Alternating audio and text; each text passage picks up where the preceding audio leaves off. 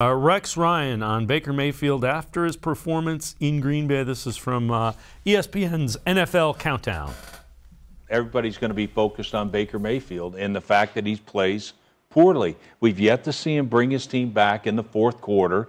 The way you measure quarterbacks is how they perform in the red zone and in 2 minute in 2 minute and fourth quarter. And he's one of the worst in the league, if not the worst QBR in the league in those situations. So to me, that's what he has to prove. Look, I love his guts. I love how tough he is, but he's just not getting it done. And the accuracy that everybody said he had coming out of college, not everybody, by the way, is questioned right now. He made some, horrendous decisions. The interception that sailed on him, you're already in field goal range.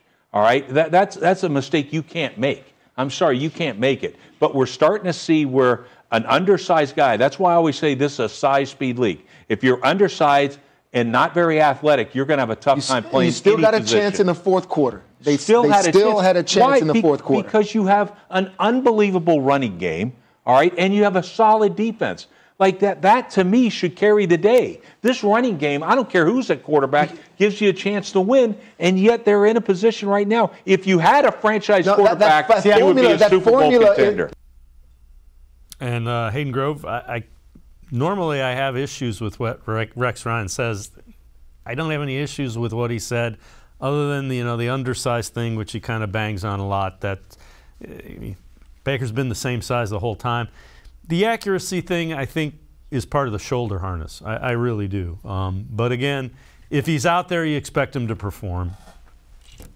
Well, I think the accuracy thing goes back to the, it does. I think it's definitely affected by the shoulder harness. But his foot, the concerning part to me on Saturday specifically was his footwork. I mean, I think Alex Van Pelt came into the year saying his footwork is good. He's much better with his feet, and the one throw to Jarvis that sailed on him. I mean, it was a good decision. He was open. He was good eyes, and his feet were all over the place. And he was falling back, and the ball sailed on him. I mean, there's the little things there where it's just like, man. I mean, you gotta, at this point, you're kind of concerned as to why his feet aren't right. And could it be a week without practice and not getting that footwork in? Yeah, maybe.